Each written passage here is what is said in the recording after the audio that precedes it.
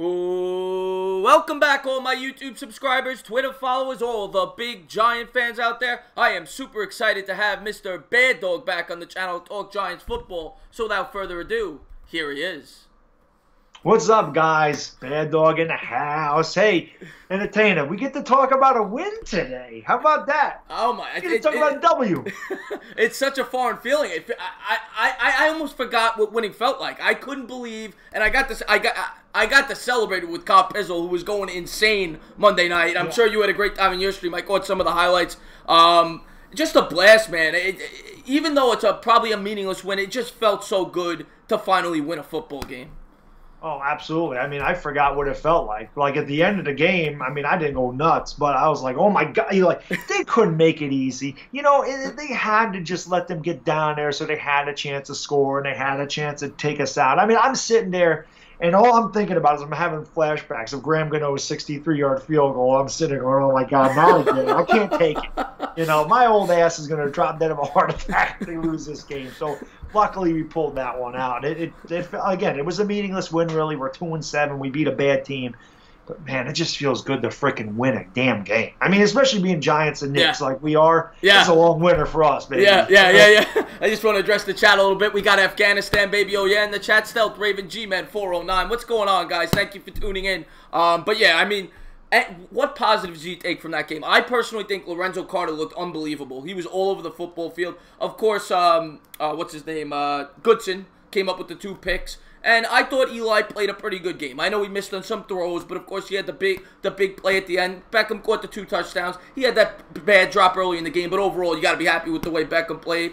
And the thing that I was most happy about with the offense was Pat Shurmur finally committed to the run in the first half, which set up the play action pass. Yeah. So in my preview video, I said Giants will win this game if Barkley carries 23 times. 23 was the magic number, and we don't turn it over. Right. He ran it 20 times. Most he ran it all year, but the Giants as a team ran it 23 times and didn't turn it over.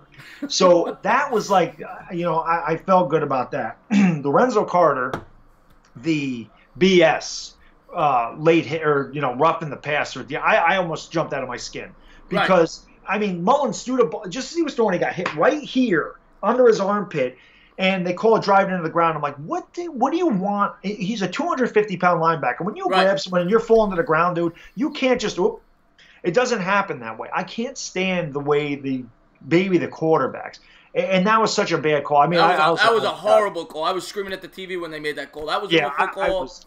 Luckily, a lot of Giants fans were saying in my video after the fact – the Giants benefited from some penalties on the last drive there. Oh, we definitely did. The holding call on Richard Sherman was a big one because I think it was 3rd long, and we got a break there. And again, that's why the Niners are 2-8 because they make mistakes like that just like we do. But yeah, Lorenzo Carter was great. Odell Beckham had the first drop. I'm like, oh God, here we go. Typical Giants. It hit him right here. Hit him right. And I'm like, Eli actually threw that one right where he needed to be for once. I was like, I was joking around. I'm like, you know what happened? Beckham thought it was going to be back here, so we didn't expect it to be. Right. But for me, the offensive line. I thought the offensive line and Jamon Brown made such a difference. Yeah. The pocket, like you could see the pocket. Like there was no pressure up the middle. And right away I'm like, damn, Eli's got a pocket. Eli has time. Like it was just it was like night and day. I'm like, Will Hernandez, he had a couple bad penalties. Right. He's a rookie, but the left side of the line played better. The whole line played better overall. Yeah. But I completely agree with you. God, I forgot what I was gonna say. There was one throw in particular. I just want to say, a lot of people saying, what's up? What's up, Playboy? Andre B. Cookin Nations. Thank you for tuning in. Kevin Efron, Elements 101. What's going on? Nelson Ayadale, how you doing, brother? There was one pass in particular. I forgot when it was in the game. I want to say it was mid-first quarter, early second. Eli made a throw, and it's probably a throw everybody forgot about because it was just... But it took me back like 8 years. He threw a bullet. I think it was to Corey Coleman. And there was quadruple coverage on the play, and he fit it in the tiniest window. And I'm like, we haven't seen these throws in years because they haven't blocked. And it showed me that even though I'm still not convinced that they're going to be able to block like this going forward, but it showed me when he has time, he can still get the job done at a decent level. Yeah, that throw was amazing, and I mentioned that. Damn, that was like in a tight window, and it was down inside the 10-yard line. Yeah. You know, one thing I wanted to give you credit for when I watched your video, and I mentioned this in my video with the turnover differential, that they're last in turnover differential, or they're near the bottom of the league. Right. But a point you made that was great was the average starting field position for the Niners' opponents being the 32-yard line, and they're worst in the league. Like, I would have never even thought about that. But you look at our 2 touchdowns, right, or a couple of our the interception at the beginning of the game, we had it on their 13-yard line. And when we got to third down, I'm like, we're going to blow this opportunity. So that touchdown to Beckham was huge. Yeah, huge. You know, getting that interception and scoring 7 instead of 3, I thought that was huge for the Giants. And then later in the game, you know, the pick by B.J. Goodson, we got the ball near midfield. Corey Coleman's huge kickoff return. Corey Coleman. 40. Corey Coleman was an unsung hero in this game, and he had one kick return that was called back for. They threw a flag. He had another big one. Yes. He might be the best kick returner we've had since Ron Dixon. I mean, he looked great. It's been a long time since we've had a good kick return. And Corey Coleman's talented. I can't figure out why he bounced around. Being a Sooners fan, I watched him play at Baylor, and I'm like, he's good. And I thought he had a lot of talent in Cleveland. He was having a good year. He broke his hand. And then he's just kind of bounced around. So when the Giants signed him, I'm like, you know what? That's a pretty. I like him better than Cody Latimer. I think Corey Coleman has a lot of talent, and I think he could really benefit this team. You know, I think he really helped this team out. That was a very underrated pickup by the Giants, and the new offensive lineman Brown looked great too. So I like where we're headed. I'd like to see us win a few more games. Now let me ask you this: do you think it's possible? With the state of the division, we'll see. I think the Redskins are playing. They're playing a good team this week. The Texans. They got the Texans. Okay, so let's say the Redskins lose this week. Let's just say it happens. I think the Eagles. They're going to. I think. That was my pick anyway. I think the Eagles will lose too this week. Honestly, and the Cowboys. I like the Cowboys this week actually, but you never know. But let's just say everything breaks right. All 3 of them lose. The Giants beat the Bucs. You're now 3 out. You still have 3 divisional games left. Do you think it's possible? I'm not saying this is going to happen or I think it could happen, but is it possible that they could start to get a roll going? Possible, but not probable. Right. And the reason is we play the Eagles after the Bucs. I mean, if we beat the Bucs, which, you know what, I honestly think they are going to beat Tampa Bay. Tampa Bay is really kind of falling apart. They do have Deshaun Jackson, who just kills us all the time. That guy just murders us all the time. And Mike Evans is a really good receiver, and I know JPP is going to have some added incentive in that game. But I really think we can beat Tampa at home. It's going to be cold here. It's going to be windy. It's going to be crappy. If we run the ball, if the same formula, run the ball, don't turn it over, win the turnover battle, and they can win the game. If they beat the Bucs and then move forward and beat the Eagles, now we're cooking with something. Then I'll start to believe that. But then they got the Bears. It's like, man, I mean, they got some tough teams. If they beat the Eagles, though, and went to, 4-7. At least you're getting a little excitement out of the year. Right. Then and depending on how the division falls, then you might start saying, well, geez, I mean, the Eagles still have to play the Redskins twice. They got to play the Cowboys again. Yeah. The Cowboys play the Redskins again, and we play each one of them one more time. Right. So show me that we take it one game at a time. Like I said, I hear all this talk about 8 in a row. Yeah, I said, let's win one. Let's win one. Then we worry about the week. Beat Tampa. Yeah. But if we beat Tampa and then beat if we beat Philadelphia, then I'll start to believe that this team is starting to turn the corner. Right. Because we haven't beaten them in a decade, it seems. Exactly. Yeah. Exactly. Yeah. I just want to get back to the chat a little bit, just see anybody's got any questions. Let's see. GSB Gaming, what's going on, my man? Thank you for tuning into the stream. I don't necessarily agree with that, Rick H. Rick H says the Giants are going to have to... Stephen Parienza, thank you for tuning into the stream. Rick H says that the Giants are going to have to score 35 to beat the Bucs. I actually think if I'm the Giants, my strategy... Because the Bucs actually have a very underrated offense. I will say that. They've been throwing... Last week, they only put up 10 points, but they had 500 yards of offense because they had 4 turnovers, 2 in the red zone. But I'm looking at it like if we could do what we did this game, where we commit to the run in the first half, slow down the pace of play, keep the offense on the field, and try to win the time of possession. We didn't do that this week. We lost by 10 minutes. But if we could flip that, say we hold the ball for 33, 34 minutes, I think you could win in the mid-20s against this team. Yeah, and again, remember, the weather is going to play a part in that. The weather is going to play a part throwing the ball. MetLife is not as bad as that old Meadowlands. No. That old Meadowlands.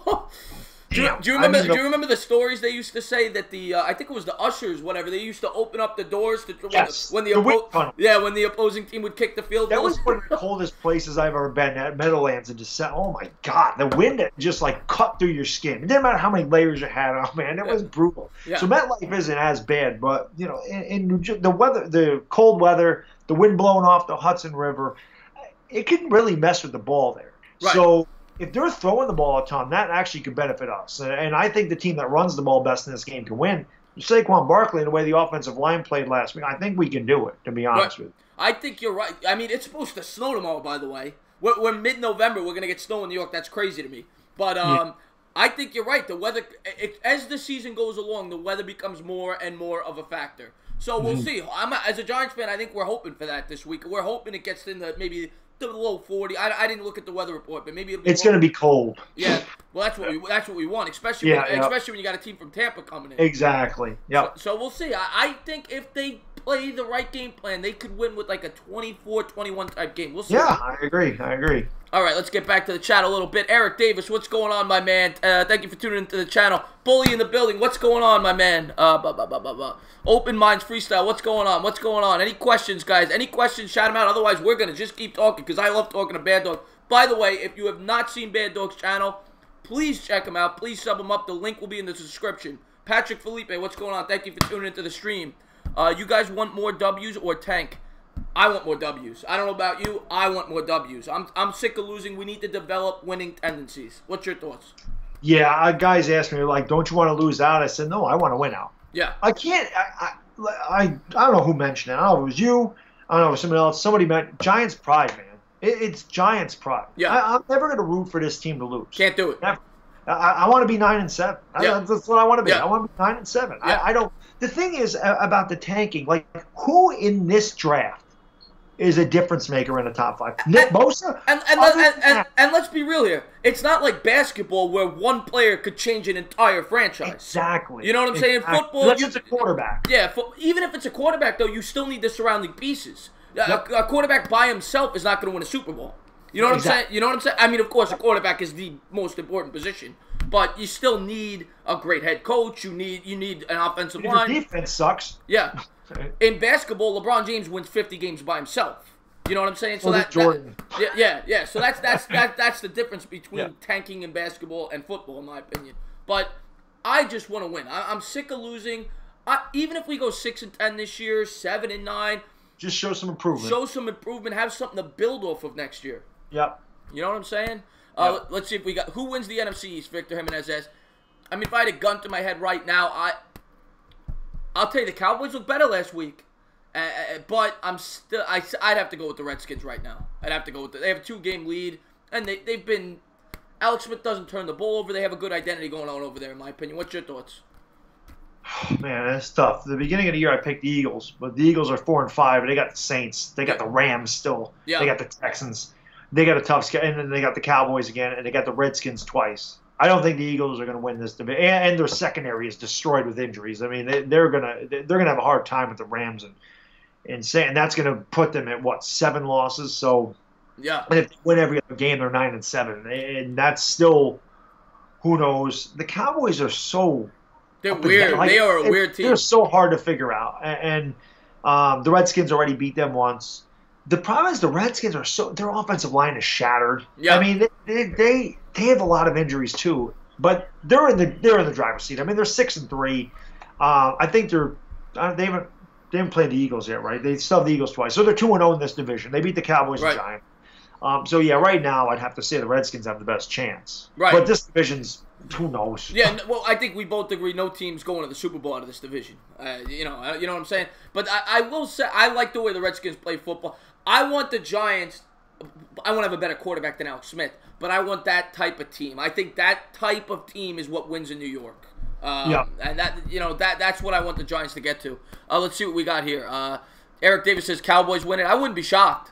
Ronaldo, we're not crying. We're excited that the Giants won a game finally. Should we try to get Jalen Ramsey, Andre? Because is Ramsey a free agent this year? I don't even know. Ramsey came. What year did Ramsey came? He came out the year Zeke came out, so I don't think he's a free agent. He's a 2000. He wouldn't be a free agent until 2020, I don't think. Okay. I'm pretty sure he came out the same year Zeke did. I'm pretty sure he was drafted fourth. No, because Zeke was drafted fourth. Was he drafted third? I could have swore Zeke. I'm not positive. I thought Ramsey was drafted in 2016. I thought this was his third. I don't. He might be a free agent. I don't know. Me personally, I said in a video I think 2 weeks ago during the bye, I wouldn't spend this offseason. I wouldn't spend big bucks on free agency. I think we still need to clear up the mess that Jerry Reese created a couple of years ago when he spent all that money on the aging veterans. That's what I would do. But everybody has different opinions. Let's see. We gonna make the playoffs, nations. I hope so. It's not looking good, but you never know. Saints winning it all. Currently they're my pick. I don't know about you. I think the Saints are the best team in football right now. They're the best team in football. And before the year started, I had Saints Texans in the Super Bowl. So I mean, I thought the Saints would do it anyway. But we'll see what happens. 3 weeks in, you must have been embarrassed with that Texan pick. Now the Texans, I did. I said, well, I guess that pick is shot. They haven't lost since. Yeah, so, you're looking pretty good the last 6 weeks or so. Yeah. Let's see. Have you ever watched Bison football, North Dakota? No, I have not. Peterman MVP. Pats going to win the Super Bowl. I actually don't think so this year. I don't think the Pats are going to win the Super Bowl. They've looked a little sloppy from week to week. He's not himself this year. Yeah, I was shocked. Not so much that they lost this week, but how they got manhandled. They got manhandled. And that's the second time they got manhandled this year. They got the Lions, right? Yes, the Lions completely shut them down. Yeah, Patricia. He must have had the playbook. Yeah. Okay, this is a good question. This is a giant question. How good do you think Saquon Barkley could be in the future? I think it's unlimited. I think the sky is the limit. I'm not saying I expect this, but is it possible he could be the best running back of my lifetime? I think it's possible because he has all the tools. He's unbelievable. Yeah, I think we get an offensive line in front of him. I think Saquon Barkley right now is definitely, maybe talent-wise, he could be the most talented running back in the league. He ain't the best yet. I still think that's Todd Gurley or Alvin Kamara. But I think if he gets an offensive line and they start to give him the ball more, he can definitely be the best running back in the league. I mean, I don't know if he'll be the greatest in my lifetime. I'm a lot older than you, so I've seen a lot more. I mean, I remember seeing Walter Payton play, for crying out loud. So, I think we talked about this last stream. We both said Barry Sanders. He's the greatest ever. But I'm saying I'm old enough to remember Walter Payton, Bo Jackson. Right. But Saquon is the closest thing to Barry Sanders I've seen. And I agree Barry with Sanders you. is the greatest in my lifetime. So I often wonder, because back then, when early 90s, whatever it was, they didn't use the running backs the way they do today. I often wonder how Barry would do in this era when he'd be used more as probably a wide receiver with that speed. It would have been interesting to see that. Definitely. Let's see here. Do we owe Ben McAdoo an apology? Victor Jimenez says, no, I don't think so. I mean, I get why people are saying that because he said Eli was done. And Eli this year has not played well overall. Of course, this week, I think he played well. Some Giant fans want to say that he missed some throws, and he did. But you could nitpick on any quarterback on any given Sunday. Every quarterback's going to miss throws from time to time. Sure. But, no, I thought McAdoo handled the media in New York beyond horrible. He was awful with the media. And the mistake he made wasn't benching Eli. It was and we always say this, it was for benching Geno Smith. Right, yeah. He should have played Davis Webb. I mean, we had to see what he looked like. As far as McAdoo goes, the one thing I'll say, and I said this at the beginning of, before the season started, when McAdoo had that press conference or they interviewed him and he said all this stuff about the Giants, there were so many Giants fans that were mad, and I made a video, and I said I agree with every single thing McAdoo said. The only thing I didn't agree with, and he was right about this, and I said, I wouldn't say. He said Nate Solder was overrated. I said I wouldn't say he's overrated. I'd say he's overpaid. That's a good way to put it. He's definitely overpaid. He so far this year he has been overrated because he played terrible. He played a lot better this week, but Eli is on his way out. Yes, that's true. Yeah. I forgot what else he said, but I'm like I agree with everything he said. I mean, there was nothing he said that was wrong. The Giants are a bad team, and they're a bad team for a reason. Yeah. But you're right. He was not a good coach. He handled the media poorly. He handled the team poorly. The team did not like him. They didn't want to play for that guy. They quit on him. The guy never stood up to, Odell Beckham, anything the guy did, McAdoo never punished him at all. And as we said last episode, Coughlin, he started to lose it too at the end, but early Coughlin would have never put up with that nonsense. Oh, God, no. And I was not a fan of McAdoo. The first year, yes, they went 11-5, but let's be fair here. They signed half the league that year. They brought in a completely new defense, and everything clicked for 1 year, and then everybody started to get injuries. But if you would have handed that team to Coughlin, I think we both agree they go at least 11-5 that year with that schedule, in my opinion. I think they could have done even better than 11-5, honestly. But you look at that year, and I always say that's misleading. They were 26th in offense. They had such a soft schedule. They didn't beat anybody by more than 7 points, I don't think. They struggled, maybe Cleveland. And the only reason they did that against Cleveland was because, JPP had a pick 6. Beckham returned a punt for a touchdown. I think I got called back. But we struggled with Cleveland. We beat Cincinnati by a point. We beat Baltimore on a last-minute Odell Beckham slant for 7 yards that he took 70 yards in the house. We beat Dallas the same way later in the year. We lost to the Steelers. They kicked our ass. The Packers kicked our ass in the regular season. The Vikings kicked our ass in the regular season. We lost to the good teams. We barely squeaked by the bad teams. 11-5 is very misleading if you go back and look at those games. If you look at how poor the offense was, the defense won those games for us. And again, Janoris Jenkins came in, played amazing. Landon Collins, that was his breakout year. In my opinion, that year he probably should have won Defensive Player of the Year. He was unbelievable that year. Damon Harrison was an All-Pro. And Le'Veon Vernon was healthy. Janoris Jenkins too was great. Yeah, he was. He shut down Des Bryant. Shut down Des Bryant both times they played. Rayvon from Virginia's in the building. What's going on, Rayvon? Champ Life for Boxing. What's going on, my man? He says McAdoo coaching girls soccer right now. G-Man49 says, you guys think we can run some Wildcat? Will that work or no? That's interesting. Well, you put Barkley in at the quarter. Maybe Coleman. Maybe he's got speed, right? Maybe to mix it in a little bit, but I wouldn't make it like a staple of the offense. What's going on, Kid Blue? Kid Blue, great YouTuber, by the way. If you're a Giants fan, please check him out. He's doing good things over there. But Giants need more captains, leaders. Our team needs soul. Yeah, we have no leaders. Bully. That's the comment of the chat so far. This team doesn't have a leader to speak of. Their leaders, as I always say, Barkley, but he's 22 years old. And we'll see about Shermer. We'll see. He had a good press conference at the end of the game. He finally came up with a good game plan. It's about time. We'll see. I'm disappointed with Shermer so far. Yeah, definitely. The game against Atlanta, I don't know what the hell he was doing. His head was in the clouds. Going for 2 when we were down 2 scores. Oh, my God. That made no sense.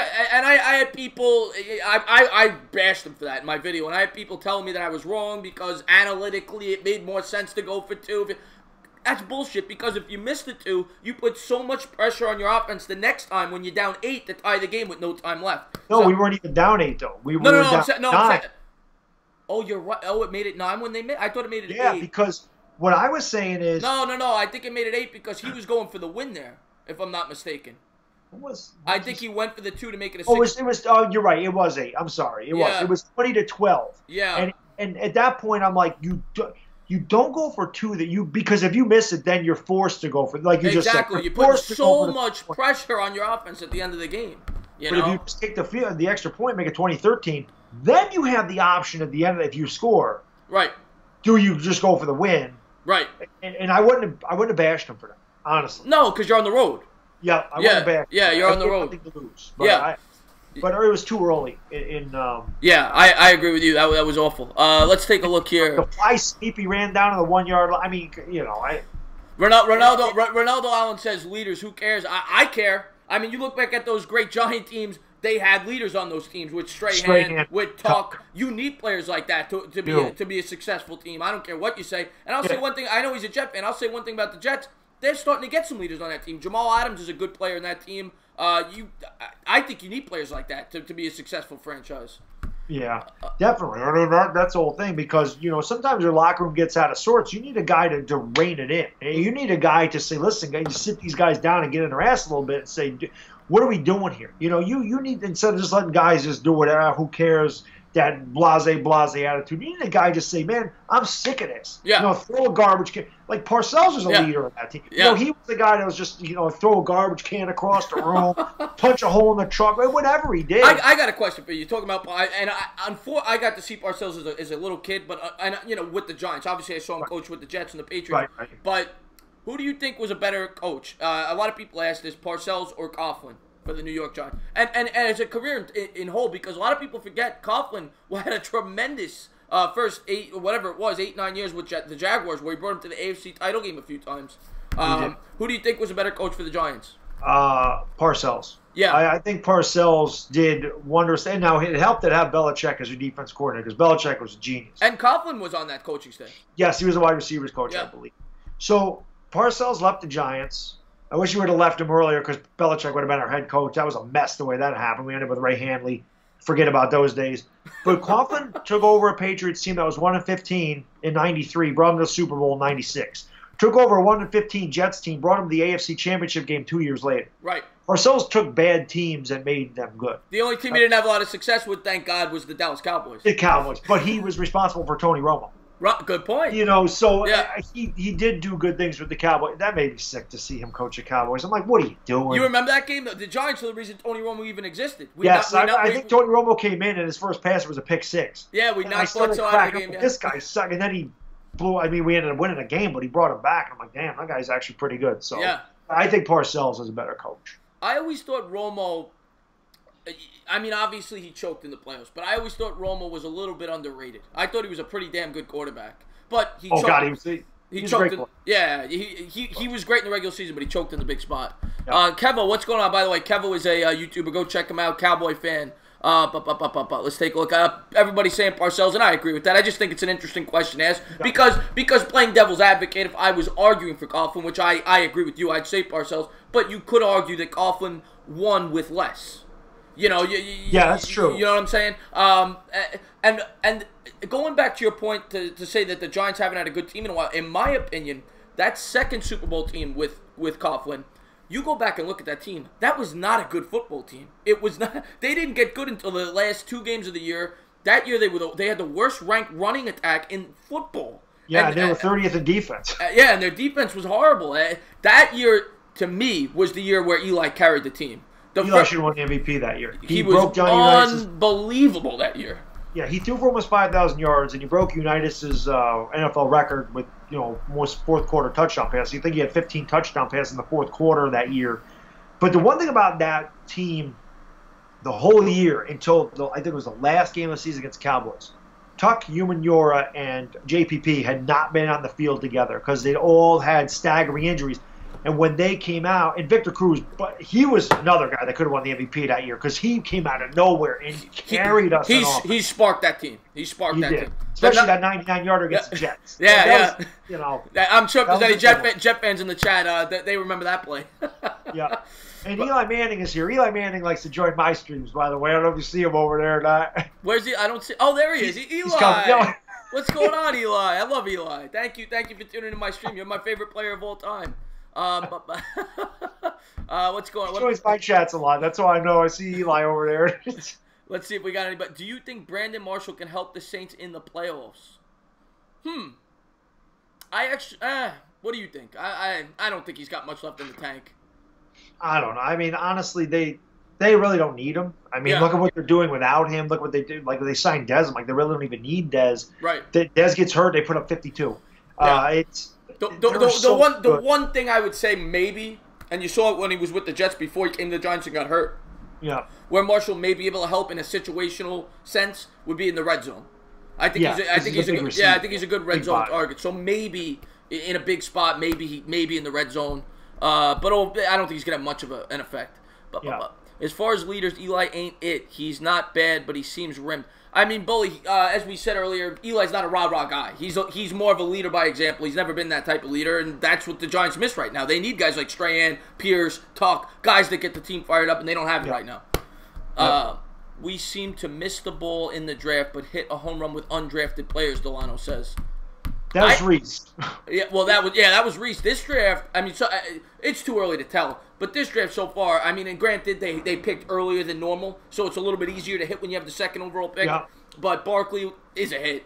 Look at Big Blue. Oh, go ahead. I was gonna say, look at Big Blue for life's comment right there. That tells you right there all you need to know with the draft. Yeah, B.J. Hill and Carter.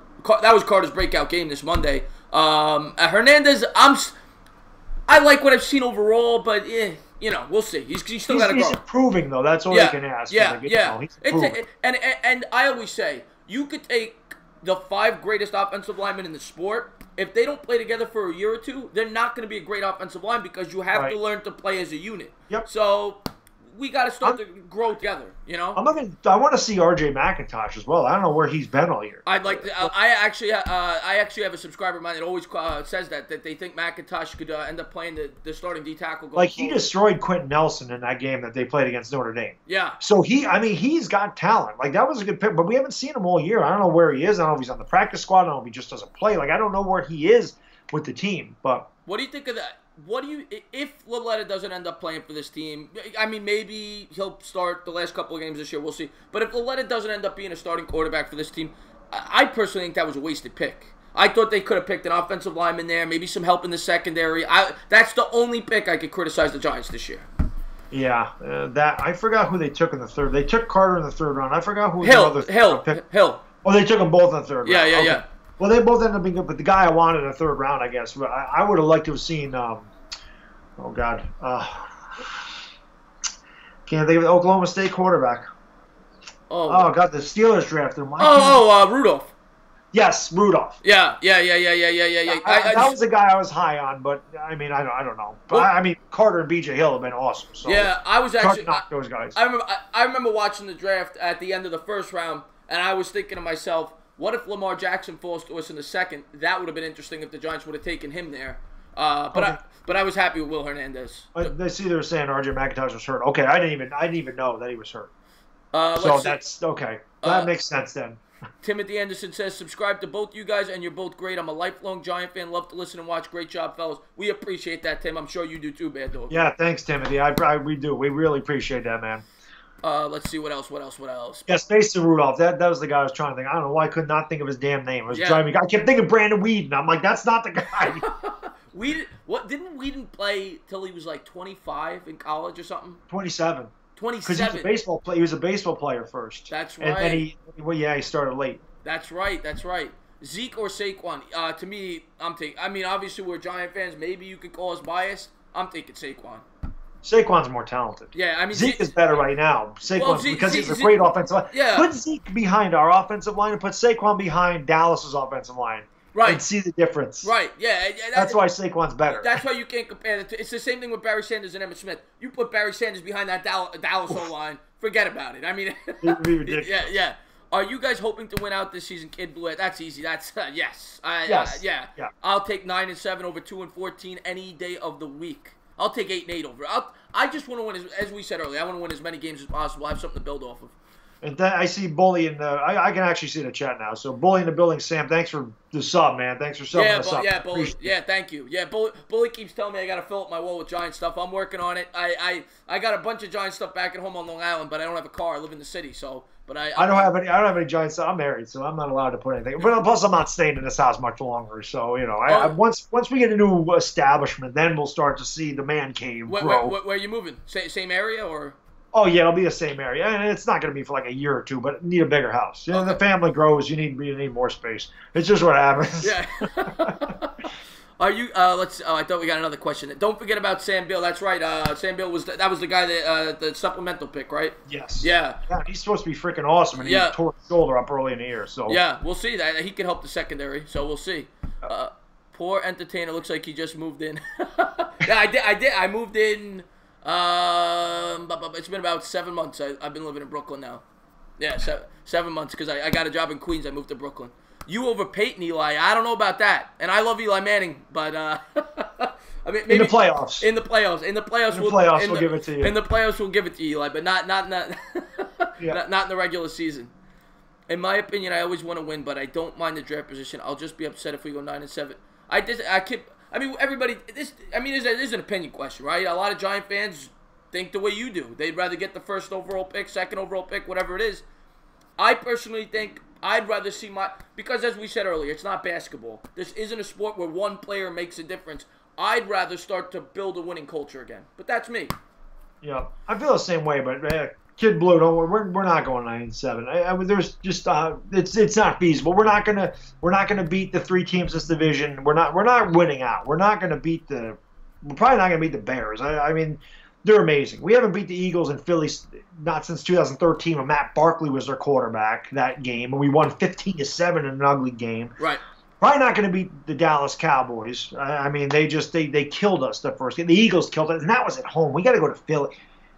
We're not. I don't know why. I'm seeing 4 wins for this team, maybe. You know what I mean? I don't know why I feel this way, and I looked like a moron the first time they played the Eagles because I was convinced they were going to beat them because coming in, the Eagles were playing really bad. The Giants, of course, had that heartbreaking loss against Carolina, but it looked like they were coming together a little bit after that game. So I really thought they were going to beat the Eagles. If they beat the Bucs this week, I don't know why I feel it, and I could be completely wrong and look like a moron, but the way the Eagles have looked the last few weeks, if they lose again and the Giants beat the Bucs, I actually think they have a shot to beat the Eagles in Philly, even though they haven't beat them in forever. We do because the Eagles can't run the ball. I mean, that's a big thing. But I guess the problem with the Giants, and it's a big problem, is our defensive line. They don't get sacks. They don't put pressure on the quarterback. Yeah. I think the Betcher needs it. I don't know what the hell happened. I'm watching the preseason games, and Betcher's blitzing all over, and I'm like, yes, I love this guy. And we get into the regular season, like, dude rushes straight. Nothing drives me more insane than 3rd and 13, and they rush 3 guys. Yeah, that's correct. You especially blitz and get the ball out of his hands so he has to dump it off or check it down. Don't let him survey the field for 6 seconds because not only can receivers run wide open, it's a good chance you're going to get illegal contact, you're going to get pass interference, holding, because how long can the secondary cover receivers? Right. I hate that. And that damn bubble screen. 3rd and 13 bubble screen. And oh, God. He was doing that. They were doing it last night, too. Monday night, rather, too. But, yeah, no, you're absolutely right. And I thought, because I remember watching Arizona a few years ago when he was the D coordinator, they would send Buchanan left and right on blitzes and that money back. And last night, I will say, they did send some blitzes, and they were just getting picked up. I remember they were sending 6-man, and they were getting picked up. The Giants just haven't been able to get home this year. They really haven't. That's a big problem. Yep. So, that's the thing. So I think when we play the Eagles, they got to find a way to get to. If you get pressure on Wentz, because their offensive line has been very shaky this year. If you get pressure on Wentz, then I think we have a chance. I mean, we have to win we have to get turnovers. Our offense is not very good, to put it nicely. Yeah. But getting the turnover and getting the ball on the 13-yard line, it helps. Getting the ball in plus territory certainly helps an offense that struggles to make drives. And not even that. I guess our biggest problem is red zone. We've been so bad in the red zone. We've been so bad on 3rd downs. So those are things you got to work on. But that pass rush needs a lot of help. Oh, the pass rush. The only good thing I could say, obviously I could say some good things about individual players on the defense, but I will say this: the Giants' red zone defense this year has actually been very good. But everything else has been horrible. They haven't gotten a pass rush. They haven't created turnovers. They have a lot to work on. But the problem is they have so many holes on the offensive line, so there's only so much you could fix in an offseason. Exactly. And that's why. Oh, go ahead. No, go ahead. Oh, what I was going to say is it's just I think we talked about this last week. Is all these guys are getting on Dave Gettleman, and I'm like, dude, he can't fix what Reese's 7 years of bad drafts. You can't turn that around. You can't build with free agency. You build with the draft. And when you miss draft after draft after draft after draft, you're in a bad spot. Gettleman could only do so much with what he has to work with and what he could bring in here, what he could do in one draft. Right. Like I forgot who said it up there about the 4 guys. I mean, Barkley's made an impact. Will Hernandez is getting better, and B.J. Hill and Lorenzo Carter have all made impacts. Right. And those are our first, those are the first 4 picks in the draft, and we haven't seen McIntosh yet. McIntosh may be great too, and we haven't seen Loletta yet. So we don't really know. Those 2 guys may be really good too. I want to see R.J. McIntosh play. I mean, I'm anxious to see what he can do too. Yeah. Well, I think we got 11 picks in next year's draft, if I'm not mistaken. We do. That's crazy. 11 picks. Now, okay, this is, who knows what they're going to do. But if you were the GM, would you look to trade some of those picks to move? Say trade. I don't remember what the numbers are, but say they got. I think they got what, 2 fifths, 2 fourths maybe. Would you trade say the 4th and the 5th, try to move up for an early 3rd, get rid of some of these picks and move up? Or would you stay where you are and try to accumulate as many players as you can? I guess it would depend on if there was a player there. They had a certain player they were targeting. Right. You know, if there's a certain player they think can make a huge impact, and they said, well, you know what, we're going to trade some of these late round picks to move up, then I would do it. Right. I'm also an advocate, depending on where we pick in this draft, of trading back. Right. And getting more picks. Fill a ton of holes. Because this is how you're going to rebuild. You have to rebuild due to draft. The Patriots used to do it every year. Yeah, you know, look what the Pats used to do every year. Every year they would trade down and get picks, and they would continue to fill in the team that way. What positions do the Giants need to address in the draft? We talk about this all the time, Victor. Besides quarterback, it's O-line and the pass rush. By far the two most important positions. And secondary is another one. Cut OBJ and get more picks. Well, you can't cut OBJ. Can't cut OBJ. You have to trade him. I think if they cut him, they would owe him like $60 million or something. They'd be cap help. Yeah. What you need to do, and I think they will. George Jenkins won't be here next year. I think he's an older cornerback. He's getting a fortune. I think we talked about this last. They own like $29.5 million over the 2 years. But if they cut him or they release him or trade him, they're only getting hit with a $10.5 million cap hit. Right. So they saved $19 million over 2 years. That's why Eli won't be back. They saved $17 million, and it would not surprise me one bit if Olivier Vernon made his way out of here as well, because they'd save $11 million on cap space. So, and what about Ogletree too? Maybe, I don't know the situation. I'm not sure about his situation either. I know we can't do anything with Solder because it's another guy. Right. Until 2020. So I don't know what they're gonna. We're stuck with him for 2 years. But you mentioned Eli. And I'm just curious. This is obviously very hypothetical. You mentioned Eli and that he's definitely gone. What if the Giants go 8-8, 9-7? That's what do you do there? Say they win 7 of their last 8 games. I guess it would depend on his performance. Yeah. I guess but I mean, I just listen. First game of the year, I did a live stream. I had my Eli jersey on. I said, I still believe in you, baby. I still believe. Yeah. Game 2, I said Eli's done. Yeah. And it's the first time I've heard Eli's done from guys for years. Right. And I would always stick up for him. And no, man, it's just the old Lions bit. No, it's this. And then I watch him this year, and I'm like, you know what? There comes a time. Yeah. Denominator with all this stuff is Eli. And it's not just missing Odell Beckham wide open and underthrowing him for a touchdown this week. He missed that throw. He did it with Evan Ingram. It was completed. Evan Ingram was running all alone down the sideline. Evan Ingram had to turn around, stop, backpedal, catch the ball, ruins all his momentum. On slants, like I joked around with Beckham dropped it because it led him and he expected it to be up here. Like when you watch guys. So you're saying because it was a good throw, Beckham dropped it. Yes, he wasn't expecting. He was like, "Where's the ball? It's down there." Yeah. But honestly, and again, I'm overly critical of Eli Manning this year. I will freely admit that. I will probably blow out of proportion every mistake he makes. But it's because I just see the pattern. And the O-line stinks. Yeah. But there are times that he has time to throw, and it's like he doesn't want to go through his progressions. He just immediately checks it down. And I don't know if that's because the clock in his head is saying, I got to get rid of the ball. But then you'll see times where he holds on to it too long. So I'm like, I can't figure out what's going on in his head, why he's so fast he wants to dump it down. Yeah. And then other times he's holding it for 6 seconds and he gets sacked in a coverage sack. Yeah.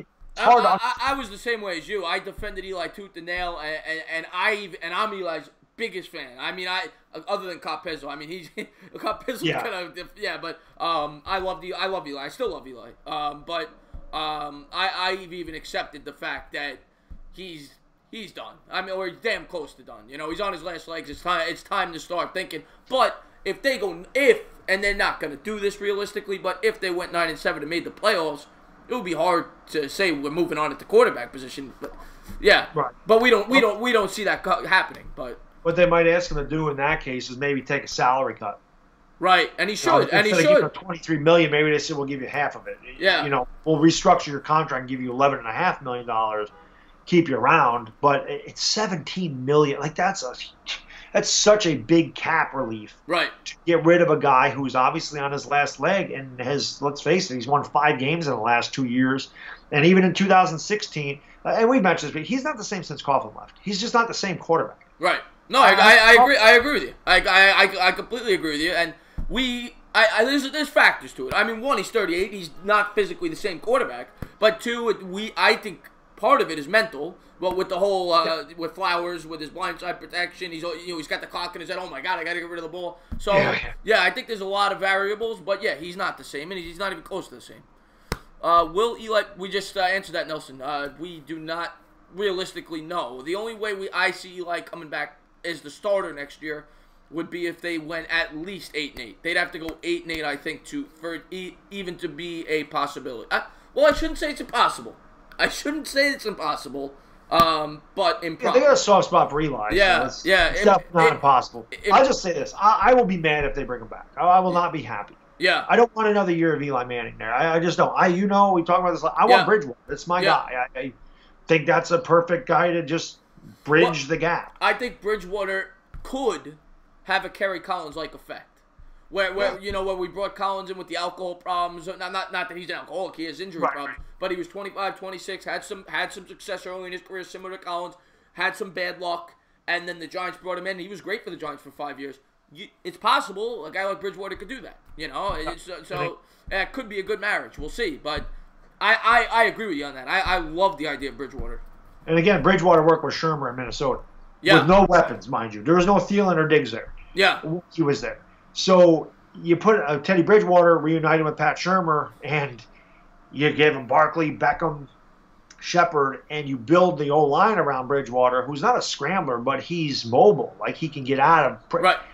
And again, he's young enough to where if he comes in and he balls out, that could be our quarterback for the next 6-7 years. You don't need to draft a quarterback. They could still feasibly sign Bridgewater to a lower end contract for a quarterback. I think we discussed like 12 to 15 million. Yeah. And draft a quarterback this year anyway. They really could do that, or they could bring him in there. Maybe if they tank again, you look at Tua, or maybe you take some of those draft picks and move them to next year. I don't know. There's so much they can do, But again, to go to 2020, it's so far out. Again, God only knows what's going on. Everyone's talking about Tua though, so Yeah, I mean, I'm not a fan of Herbert. I got to see more of him, but I'm not a fan of Herbert taking him that early in the draft. Yeah, I don't like it. Top 5. Yeah. So we'll see. We'll see if the Giants deem that he's the guy. He's the guy. I'll go with it. But we'll see what happens in the draft. Pedersen says he wants to draft Herbert. I completely understand that. What would be cool, by the way? I was thinking about this. If we could ever organize it, we do a live stream together. Maybe we get 2 or 3 other Giant YouTubers for the draft night. Yeah, that would be freaking awesome. I think that'd be cool. That would be fun. Yeah. Just a thought I was thinking about. We don't want or need Teddy if we're gonna grab a quarterback. Savage. No, this is speaking as if they don't take Herbert. If they take Herbert, of course, we're not signing Teddy Bridgewater. That's a waste of cap space. But if they don't go with the quarterback, I like the Bridgewater idea. But this is the thing. If they draft a quarterback, Eli's gone. You're gonna throw a rookie quarterback in there game 1? Well, I could be wrong. Or is Alex Tanney going to be the quarterback and they're going to... I could be wrong, but me personally, I think if they draft a quarterback, if they draft a Herbert, I think Eli stays. I think it's going to be the Kurt Warner effect, and they'll have Eli start the first half, and then they'll bring the rookie in. That's what I think would happen. Whether or not you think that... But that's a waste of cap space. I agree with you, but I think that is what would happen. I could be wrong, though. It's interesting. It's definitely an interesting scenario to see what we're going to do this offseason. Yeah, I agree with you. I would rather cut him and use that money for good use to try to support the rookie quarterback because at some point that year he's going to be the starter. But the Giants will probably look at it like if everything clicks right, maybe we could have a magical season. And if it doesn't, at least Eli would be a great mentor. I think that's why I think if they do draft a Herbert, Eli will stay on. But that's true. It's a good point. It's a good point. Yeah, we'll see. Use Teddy and whoever the Giants draft will develop. We'll see. The reason that I don't think Teddy's a good idea if they draft a quarterback is because of this. First off, you're cutting Eli at that point, and you still. What does that cost you? $8 million? Whatever, $7 million? If you cut Eli? Yeah, if you cut Eli. $6.2 million. All right, so we'll call it $6 million. Then you sign it at Teddy Bridgewater for 12 or 15, whatever it's going to be, and then you're spending $6-7 million, whatever the contract is for a high draft pick on a quarterback. So that year you'd be spending $30 million, $25 million at the quarterback position. Yeah, that's true. That's a good point. That's why if they draft a quarterback, I don't think Teddy makes sense if you're cutting Eli. Yeah, that's a good point. Yeah. I also guess it depends on where we draft the quarterback too. If we're drafting say we trade back and draft the quarterback in 17th. That's You're a not good going point. to pay him as much That's a good point as you too. would have an first overall pick. That's a good point too. Especially with the rookie contracts being the way they are, they definitely don't make as much as they used to. Right. So if we trade back, say, 16th, and they say we're going to take Will Grier, then you don't have to pay Will Grier as much. So again, we'll see what happens. It really sucks though that we have to talk about the freaking draft in November, doesn't it? Well, you know what? Let's buy into the Kool-Aid and hope. What do the Giants got to do to beat the Bucs? I mean, I think we discussed on it a little bit, but how do we beat this team? I think we both agree you create turnovers and you run the football, right? You got to control the clock against this team. Keep the defense fresh. Something we talked about. Yeah. Third down conversions, extend your drives, time of possession there, and when you get in the red zone, finish with 7 and not 3. I think that's how you beat Tampa. They're not a good team either. Yeah. It's very feasible that we win this game. You just can't make mistakes. Right. Skill-wise, the receivers are pretty good, but I think overall, skill-wise, we're better at the skill positions than Tampa is. Right. And this is at home. So, again, you just have to – it's all about third down. We have to get them off the field on third down, and we got to extend drives on third down. If we do that, we're going to win the game. And no turnovers, of course. Turnovers are so huge. Right. And they're the reason we beat the Niners. And how about we get a couple of sacks this week? It'd be nice. Can we please get a couple of sacks? If it feels like it's been I think we got 10 sacks all year, if I'm not mistaken. Something crazy like that. That's insane. Quarterbacks need to be on point. Fitz has thrown 400-plus yards in every game he has started. That's true, Kid Blue. We alluded to that earlier. One thing that is a factor, though, is the weather is going to be very cold. He has not played in a cold environment so far this year. And we'll see. I think Barkley's a big factor in this. The Giants being able to control the clock. I will say, though, Fitzpatrick's used to the stadium. I mean, he played for the Jets. That's a good point, too. He does know the stadium. That's he has played in that weather, so maybe that isn't going to be now that I think about it. And he played for Buffalo, where it's even worse. Yeah, yes. Yeah. So, yeah. I guess the weather's not going to affect. Damn it. I thought we had something there, but I guess we don't. Score over 21, play good D. That's what Afghanistan says. I agree. I think 21-24 could win you the game. JPP alone has more sacks than the Giants' defense. Is that true? No, he has 7 sacks. 7 sacks. It's close. He has 7 sacks. It's close, though. But he doesn't have more. Yeah. Wow. He has more sacks than fingers, I think. Yeah. Wow. You got to do it. Sorry, never been a JPP fan. I was so pissed when Reese extended that guy. I was mad. Yeah. Oh my God, I was so ticked off when they paid him that money. But one thing you got to say though is you got to give him a ton of credit for that Super Bowl. Oh, the first 2 years he was amazing. Yeah, he fell on hard time, injuries, and he never played big in big games. He didn't. The 1 year, he only had more than 10 sacks, I think, twice in his career with the Giants. Right. Maybe 3 times. I really think it's just twice. And the 1 year that he went over, he had 12.5 sacks, was 2014. But he had 3 sacks the first 9 games of the season. Or the first 11 games of the season. You're right about that. The last 5 we played bad teams, and he had 9 sacks that really bolstered. That's the word I was looking for. His numbers. Yeah, you're right. I know you're a big baseball fan, so am I. He's almost. I remember that about JPP. He's almost like the type of like a hitter that goes on a spurt where he'll hit you 15 meaningless home runs, and for the rest of the year he bats like 200. And stat pattern. Stat pattern. Yeah, exactly. Yep. I honestly would have kept JPP over OV. I disagree. I don't think JPP fit the 3-4, and I think OV did. He had experience with it in the past. OV, of That's course. Why we got rid of him. He wasn't. OV.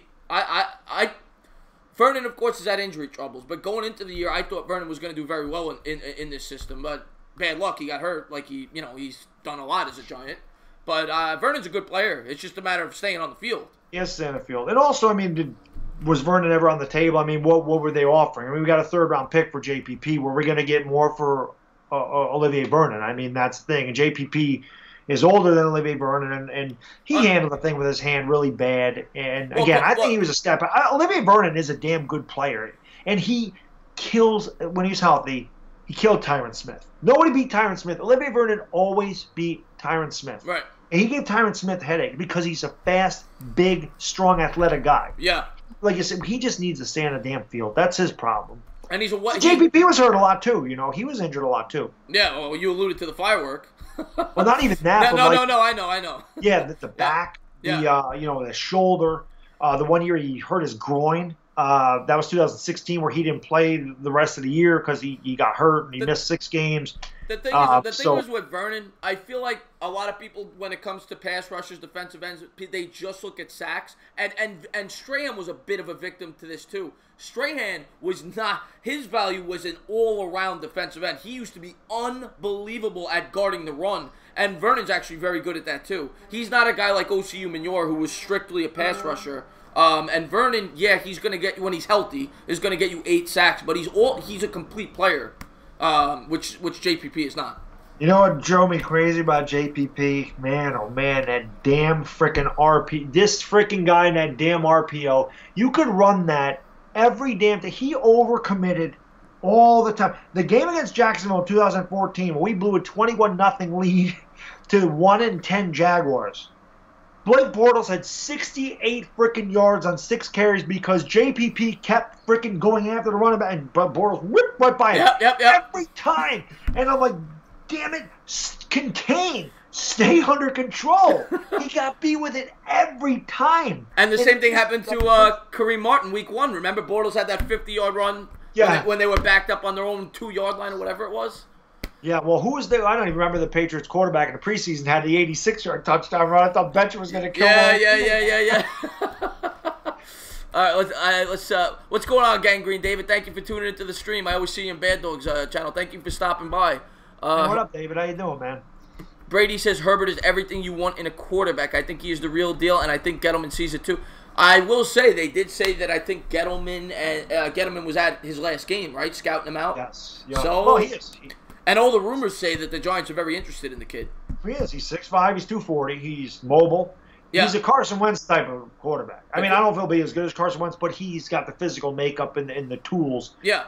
But he struggled against Arizona. Like Arizona, was it Arizona State? I think it was Arizona. It was Arizona, yeah. Not a good team, and he struggled. And he struggled against Washington. And he struggles against certain teams. I'm sitting there going, man, if he's struggling against these bad, not that Washington's a bad college team, they're actually pretty good. But like the Arizona game, I'm like, man, it puts doubts in my mind sometimes. Yeah. But he definitely has the physical tools. And this is the guy I wanted the Giants to draft. I was all about, out of all the quarterbacks that are available. Oh, I agree with that. I agree with that. In this year's draft, he's the best quarterback. I'm just not a big fan of his. To me, he reminds me a lot of Josh Allen, and I was not a big fan of Josh Allen. Not a fan of Josh Allen either. But he reminds me a lot of him. I think he's a project much like Josh Allen, where if everything breaks right, he could be a superstar, but he's a big risk. And I never liked big risk that high in the draft. The one thing I'll say, the difference between Herbert and Allen is their personality. Justin Herbert is more of an Eli guy. He's a quiet guy. The dude don't even have social media. He's 21. He's not on any social media. He's a quiet guy. Josh Allen's like, everyone going to be sorry about me. Like, he's full of himself. He's arrogant. I think that his draft stock, his personality. Justin Herbert definitely has the personality to play in New York. You know, a lot of guys used to say that if the Giants had Phillip Rivers, if they didn't trade, would they have still won 2 Super Bowls? And I always say no, because Phillip Rivers had a hard time with the media at the beginning of and he played in San Diego.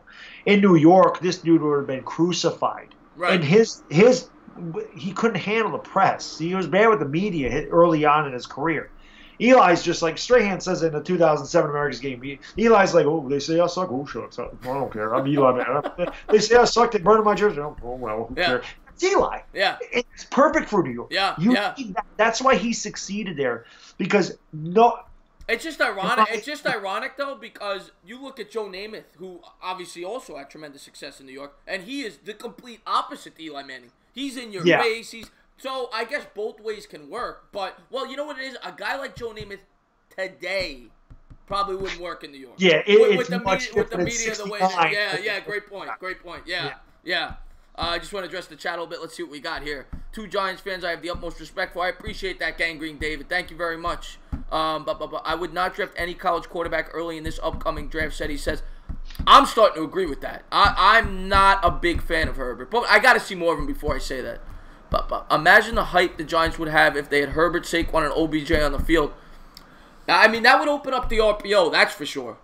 Yeah, definitely. Yeah, that's one thing I will say. If you get a guy in here, and I think you'd be able to do that with Bridgewater too. It's not like he's blazing speed, but he has mobility. You get a guy in here that's capable of running at the quarterback position with Saquon Barkley back there. That is deadly. That is deadly. Yeah. And this is the other thing, though, and I think we might have touched on this the last week when we talked. So you look at the teams that are really bad. They're not drafting quarterbacks. Right. The Cardinals have their quarterback. Right. They drafted Josh Rosen. Right. The Niners paid Garoppolo $90 million. Right. They have their quarterback. Right. The Bills drafted Josh Allen. They have their quarterback. The Jets drafted Sam Darnold. The Raiders might take a quarterback. Yes, the Raiders are the one, but they have to find it. They have to find some suitor for Derek Carr, unless they just plan on cutting him. Right. Hopefully it's not the. Hopefully it's not the. I was gonna say, hopefully it's not the Giants. The Giants are taking him. Yeah. I will lose my shit if we pick that guy up. I will blow a gasket. Because he's not even as good as Eli. Yeah. He's not. He'll never be as good as Eli. Never. Yeah. You know, and he already has a massive contract. You don't want to take that on. You just. Yeah, I completely agree with you. I think he's completely overrated. The Raiders go for Bosa, and I agree with that. I think. I agree with that too. Actually, I think Gruden. By the way, Marjorie, thank you for tuning into the stream. Tampa. Of your quarterback, David. I'm probably ahead of you because I'm actually on YouTube. So I see Green David said, "Bad Dog, we have our quarterback." Oh my God! But you do. You're not gonna. You paid Sam Darnold a ton of money. He's 20. There's the other thing I say. He's only 20 years old. You got to get rid of. He's got to get Todd Bowles. Well, yeah, Todd Bowles is killing him. Yeah. They need a new coach. Yeah. Yeah. No, 100%. And you can't. Darnold, especially. You look at great quarterbacks like Brady and Peyton. They were still in college at 20 years old. You got to give him a little time. And I'm not saying he's doing this, but I'm saying I talk to a lot of Jet fans that are very reactionary. You got to give the guy a couple of years before you say that this guy sucks. You know what I'm saying? And he has shown glimpses. And I'm not like you. I was not a huge fan of Darnold. I didn't like his turnover. You know, all the turnovers he had in college. He doesn't have the strongest arm in the world. But there's some things about his game I like, and I'm not going to say that he's a bust yet. Yeah, tour you can't call him. You definitely can't call him a bust. He's played 8 games. Yeah. I mean, reason I didn't like him, honestly, I just don't like USC quarterbacks. They all suck. Yeah. And I made fun of some of my Jets friends. I'm like, didn't you learn with Mark Sanchez? You don't draft the USC quarterback top 5. Yeah. You don't ever do that. The best one off the top of my head is what, Palmer?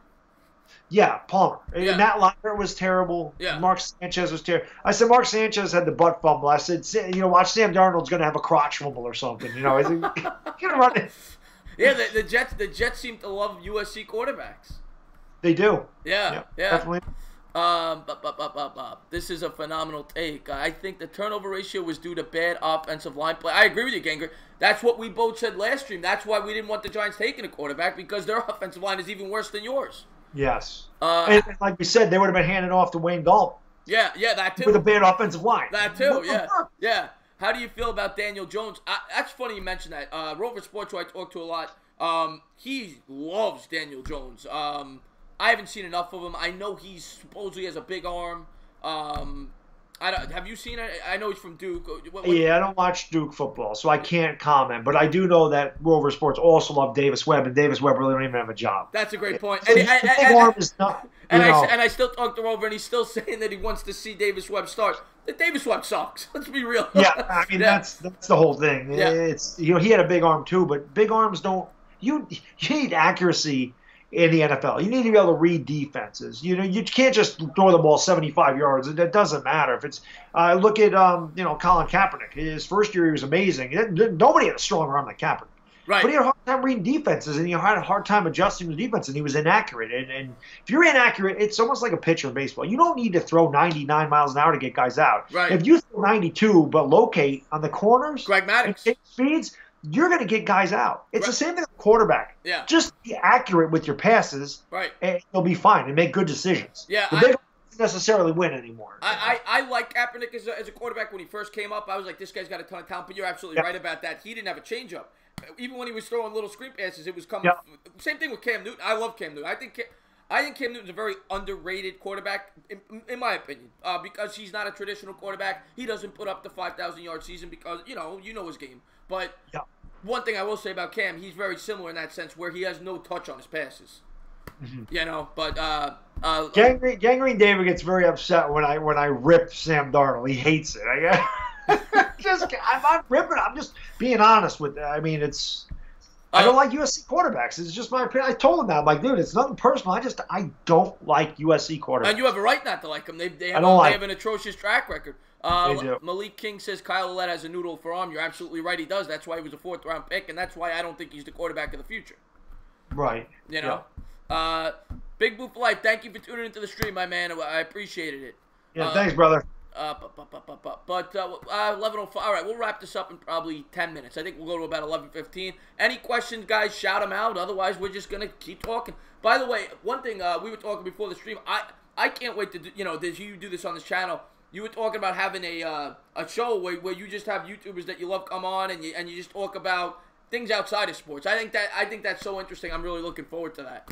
Yeah, I definitely plan on doing that. Like I said, I got to figure out exactly how to get it done. Yeah. But once I do, I think that'll be fun. It'll be something different for people. Like I said, there's a lot of guys out there like I would probably like to know more about this guy, or this is something completely different than everything we do. Let's get to know these guys a little bit more and kind of see what else they like to do besides YouTube or whatever, how they became fans of whatever. So it'll be fun. I mean, like I said, I know a couple guys I think that would definitely do it would definitely do it. Yeah. And as it grows, or if it grows, I can just tell people, hey, if you want to be on the show, just let me know and we'll get you on there. So yeah, that'd be. I'm really looking forward to that. I think that's gonna be a lot of fun. I understand your points, but I love to do blah blah blah. I try to stay. Would you draft a quarterback next draft or sign? We already alluded to that, Raul. We said that we would go. Me personally, I agree with Baddog. I would go with Bridgewater, and I would see because I'm not a Herbert guy, and I would see what he's got, and if he gets hurt or he doesn't show you enough, then I would draft a quarterback in 2020. That's what I would do, and I think that's what you would do too. Yeah. Bosa won't change the team. I disagree with that, Brady. I'm not saying he's going to do it by himself, but a player like that, big impact. Look at what Joey Bosa did for the Chargers. Yeah, I'm not saying he's going to make. I mean, look at Von Miller. I mean, you look at some of these defensive ends in this league. Von Miller, a guy. There's tons of. J.J. Watt's another one. Players like that can transform a defense. Definitely. Yeah. Would you want to trade the draft pick if it's a top 5 pick? Bad Dog said he would because unless it's you seem to really like Bosa. Yeah, we'd have to pick number 1 to get Bosa. Yeah. We're not picking number 1. Yeah. We're going to win more games than the Raiders. The Raiders really are tanking. The Raiders really don't care. The Raiders are really losing on purpose. No, they definitely are. They really are. They're really going to lose. Yeah. They're going to lose on purpose. Yeah. So they're not trying to win. In your ideal world this year, you would want to trade down. If Absolutely. Because I don't want a quarterback in the top 5. I don't. Yeah. Last year I didn't want a quarterback in the top 5 except for Baker Mayfield. That's the one guy I said when he was going, I'm like, we take Barkley and that's it. Yeah. Or we trade down and maybe get Bradley Chubb. But I wanted Barkley. That was the guy. He was the best player in the draft. I was so happy because we have not had an impact running back since Tiki Barber. Yeah. And Saquon Barkley is 5 times more talented than Tiki Barber. Which is crazy. He's ridiculous. Which is crazy because Tiki Barber was pretty damn good. He was. Yeah. He was very, very underrated. Yeah. He was pretty damn good. Malik King, I would love to do that. Start a podcast. He says we would go far. I think that would be fun. Yeah, that would be fun. Well, we're trying to build something here. We're trying to get a weekly show going, and hopefully more and more people start to watch it, and it helps both of our channels. That's what we're trying to do here. And I'm trying to build something with the Giants YouTubers. I love collaborating as much as I can, and I respect Bad Dog. I think Bad Dog knows so much about football, and when he said that he wanted to do this, I was so excited. Yeah, man, I was excited to work with you because, like I said, I've been watching your stuff for a while, and I love your content. And like I said, an Italian guy from New York, man, this guy has my own heart. I was like, I definitely got to do this with him. Definitely. Great guy. I mean, he's a Mets fan, so we can't all be perfect. But, I'm repping my Mets tonight. Unfortunately, it's a Harvey shirt, which is pretty embarrassing. Yeah, it's pretty embarrassing, but that's why I wear it to bed. I don't wear it outside. Let's see. The Raiders will have the number 1 pick, Gangrene. The Penn State quarterback is a poor man's Baker Mayfield, he says. I love Baker Mayfield. I would have loved to seen him be a Giant, but I'm happy Saquon. Yeah. I like the Giants, and I've been, Andy tuned into my stream. What's going on? He loves Kyle Pizzo. I remember he kept commenting on it. I like the Giants, and I've been to a Giants game in Seattle in 2010 when they killed the Sea Chickens. That being said, go Bucks. Oh, so you're a Buccaneers fan. Oh, that's right. We're playing you guys this week. Oh, that's going to be interesting. I'm looking forward to Yeah. that. By the way, Andy, if you haven't done so, you have to check out Baddog's channel. I'm sure he's going to have a great pregame video coming up this week against your Bucks. So please check him out. G-Men 409, get to a 2020. I would love to a 2020. Yeah, that'd be the ideal scenario. We Yeah. could have him in 2020, build their offensive line. Yeah. Have a solid line. It'd be ridiculous. Yeah. I'm saying the Giants are going to, no matter what we do, we're going to compete in 2020. I think we'll get better next year, but I think 2020 is the year where Gettleman will have 3 years of drafts. The Reese guys will pretty much be gone. It will have a quarterback that will have been here for 2 years, and there'll be more chemistry on the line. Will Hernandez will have a couple years under his belt. Our offensive line should be better. And, if Shermer stays around, if they improve next year, he's going to stay around. All of a sudden, you've got some chemistry. You got Gettleman's guys in there. I think at that point, then we'll be extremely good. Barkley will be in his third year. He'll be in his prime. Beckham will still be near the end of his prime. Shepard will be in his prime. So That's the thing. All their skill position, and they have great skill position players. They're all still so young. So you still have 2 or 3 years to get it together. Fix what needs to be fixed. And we all know what needs to be fixed. It's both lines and the quarterback. So fix that over the next two or three drafts.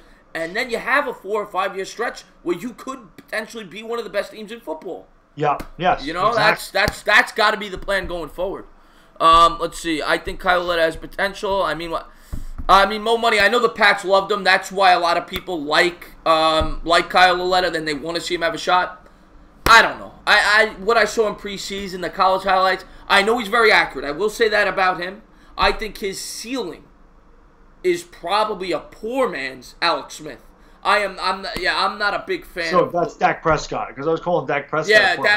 There you go. The one thing I want to say about Lauletta, you got to remember something. Bill Belichick liked him because he fits Bill Belichick's system. Pat Shurmur's system is not Bill Belichick's system. Bill Belichick, Tom Brady, they run a lot of quick slants underneath. Tom Brady don't really throw the ball deep. He really don't. They utilize the tight ends. They throw quick slants and quick outs. They use the running backs a lot. So Lauletta, without the arm strength, that's a good guy. You want an accurate guy in a slant. That's a great point. But he's not going to stretch the field. Kyle Lauletta in that offense would actually be very good. That's a great point. Yeah, because it would be more Bill Belichick's system. He fits his system better than he fits the Giants system. I think that's why the Patriots were high on him. Whereas, just because the Patriots are high on someone, don't mean he's going to work for other teams. And I think that's the thing with Kyle Lauletta is that Bill Belichick said, well, because Tom Brady didn't have the strongest. Tom Brady was not the greatest college quarterback. He was picked 199th overall. Yeah. But he fits what Belichick does, and Tom Brady has that winning attitude. That killer instinct. Yes. I mean, that's a huge – it's a leader. Yeah. But that's why I think the Patriots were interested in Lauletta, and that's why I think maybe he does fit with the New England, but not with the Giants. Yeah. No, I agree. The one thing I will say, the one reason when they drafted him, I was like, he kind of fits the whole play action thing because he's got that mobility. He could do the bootleg, stuff like that. But overall, I agree with you. Shermer, we saw it last year with the Vikings. He likes to throw down the field, and he fits much better with the Patriots, and that's why they liked him as much as they did.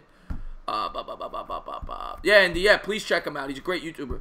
But do you guys think we should draft a receiver? No, Raul. Why would we draft a receiver? We have so many other holes. We already have 2 good receivers. 3 if you count Corey Coleman. Yeah.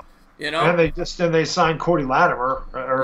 So they got him as well. Plus Ingram, if he could ever catch the ball, he's kind of like a receiver at the tight end spot. He says that's why I would try to get Russell Wilson. I wish, dude. That's my dream. Yeah. Give me Russell Wilson. That's my dream. Get him in here somehow. I joked around about that with all the Seahawks fans. I'm like, you can give us Russell Wilson, right? You're going to give us Russell Wilson. We'll give you a first-round pick. You can have Russell Wilson. Somebody asked me that in my stream last night, and I said no. They asked me, would you give up a first and second for Wilson? I said no.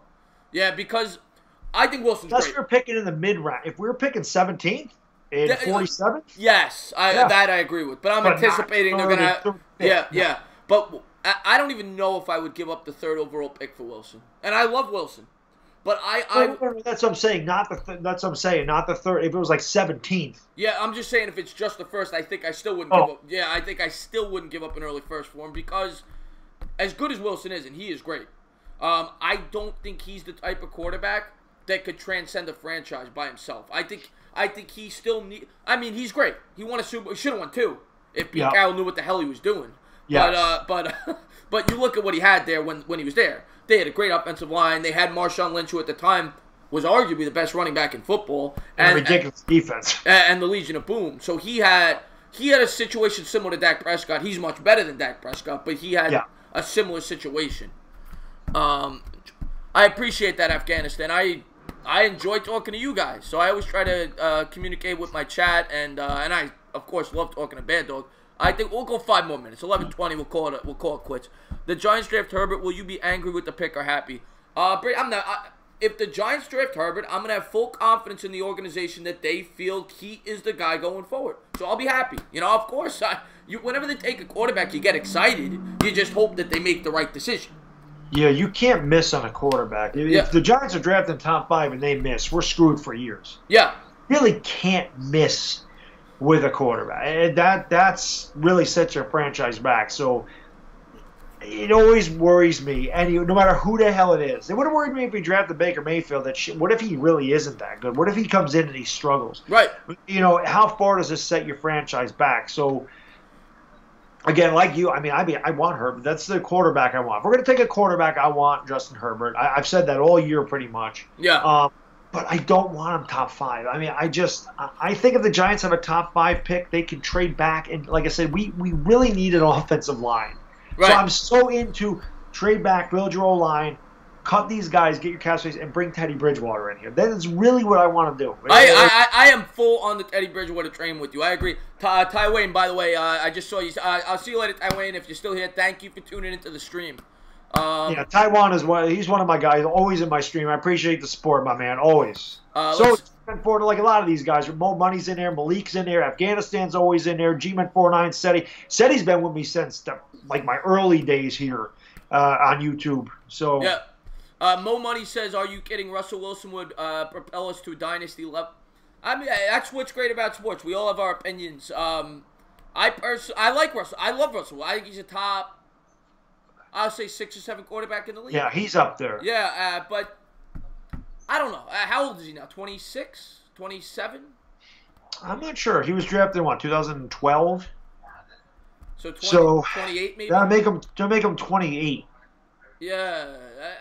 I don't know if I want to give up the 3rd overall pick and the 33rd overall pick for a guy approaching 30 at the quarterback position, where you still don't have the foundation in place. You're not going to win a Super Bowl with just Russell Wilson next year. So it would take 2 years before you have a chance. Now he's 30, 31. That's why I don't think I would do that trade. But everybody has their opinion. Yeah. G-Man409, thank you so much for tuning into the stream. You're great. I love talking to you. Yeah, thanks, brother. Nelson from the Colts is an animal on the O-line. Nelson from the Colts. Yeah, I wouldn't have been upset if the Giants traded back and took Nelson this year. I would have been happy with that. Yeah, that wouldn't have hurt my feelings either. But again, I love Barkley, so I'm so happy we got him, man. Could you imagine if we traded back, and Nelson's great, but could you imagine if we traded back and took Nelson and we saw Barkley doing what he's doing somewhere else? We'd be like, oh my God, what could have been? Yeah, so, exactly. Yeah. You'd be like, why did we take him? Oh my God, yeah. But would you? All right, 2 more minutes. We're gonna answer a couple more questions, guys. If you got any, shout them out. Raul asks, would you trade those picks for Andrew Luck? No, because Andrew Luck's injury prone. I would trade more for Russell Wilson because Andrew Luck's injury prone. Way too injury prone for me. Yeah. And Andrew Luck's great. And you see what he's doing. He's carrying the Colts this year. Yeah, but, 3 years ago, if you asked me that, I would have said, hell yes. Yeah. I love Andrew Luck. But his shoulder, think about Andrew Luck's arm strength. Remember when I forgot what game it was, but they had a Hail Mary from the 50-yard line, and they brought Jacoby Brissett in there to throw the ball. That's a great point. Couldn't reach the end zone. Right. So that tells you all you need to know about Luck's arm strength. It is shot. And when they bring Brissett in there to reach the end zone from the midfield, that's not saying a lot about their confidence in Andrew Luck's strength in his arm anymore. And so to me, that was a telltale sign right there that guy's arm isn't what he used to be. And that's such a tragedy, too, because Andrew Luck is so talented. The guy threw, I think it was, 40 touchdowns in his second year when he was 23 years old. Yep. The Colts just did an awful job. And I hope the Jets, and I always say this, I don't hate the Jets. I root for the Jets when the Giants are out of it. I hope the Jets don't make the same mistake with Darnold. The Colts did not build the offensive line at all. And they traded a first-round pick to get Trent Richardson. I mean, they just did an awful job for Andrew Luck. They ruined his career. Yep, they did. Barkley is amazing, giving the Giants fans something to watch and look. Ronaldo says, "What the hell? You're still alive? Oh my God, you're alive." yeah, we're about to go off in. People keep talking. I always like to respond to my subscribers. I was gonna go off at 11. Now I said 2 more minutes. It's been 2 more minutes. I got another question. I'm gonna answer it. But oh, it's just a comment. Barkley's amazing, giving the Giants fans something they want to watch. Yeah, Brady. Barkley's unbelievable, and I think he's gonna be a part of hopefully something very special for this team going forward. Definitely. Yeah. But with that, guys, I think we are going to sign off. And I had such a great time talking to you, Bad Dog. Anybody new to the channel, please hit that like. Please, I should have been saying that throughout. I should have been getting those thumbs up. But please hit that like. Please hit that subscribe button if you haven't done so. And please subscribe to Mr. Bad Dog. His link will be in the description below. One other thing I should have mentioned for whoever is left, I am starting a new channel called Insomnia Sports, where it's going to be broad. I'm still going to keep my New York content on here. I'm still going to put just as much work in as I have, but I'm going to be doing a broad sports channel where we talk all things NFL, baseball, whatever it is. It's going to be called Insomnia Sports. That link will be in the description as well, so please give that channel a look. Had a blast. See you next time, Chiefs. Brady, I appreciate that. Thank you for tuning in. And Bad Dog, any last words? No, not really, man. I just, like I said, I love doing this with you. I'm glad that we got this thing going. This is, I think, our second live stream, but third week in a row.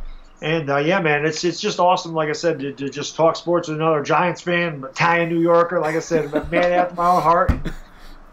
I think we got something going here, man. Like I said, I'm trying to, get your channel out there so we can get more guys in the chat because, again, that's one thing I love about the live streams is just being able to interact with so many guys, get their opinions on their teams or answer their questions, get their opinion on whatever. So that's why I really love doing this. But to be able to talk to someone face to face or actually, it's just so much more fun. Communicate. That's what I love about the ability to do this, because when you just do your own live stream, it's great because you get to communicate with your subscribers, which is always great. Which I love to do, and I know you love to do. I say this, you must be the hardest worker on YouTube. You do what, 5 live streams a week? I do quite a bit. I do Thursday night football. I started doing the primetime college games on Saturday night. I do Sunday night football. I do Giants games. I do Giants live stream Sunday night football, Thursday night football, Saturday college football, and Monday night football. So yes, five a week pretty much. Wow. Unless the Giants are on unless the Giants are a primetime game, then it's 4 a week. But I plan on throwing some Knicks in there, and who knows? I'll tell you what, I would love, if you're interested, because I do Nick live streams on Sundays and Mondays when and I know you do the football, so it probably doesn't work. But Sunday night, when the Giants play a day game, I plan on doing some Knick games. So if you're ever interested, those are the only 2 nights I could stream the Knicks. That's why those are the 2 days. Well, after the football season's over, I mean, the basketball season goes for another 3 months. So we could definitely, or the Knicks for 2 months because we're not making the playoffs. But we can definitely do something then. Yeah. We get to share our misery about the New York Knicks. So that's a story for another day.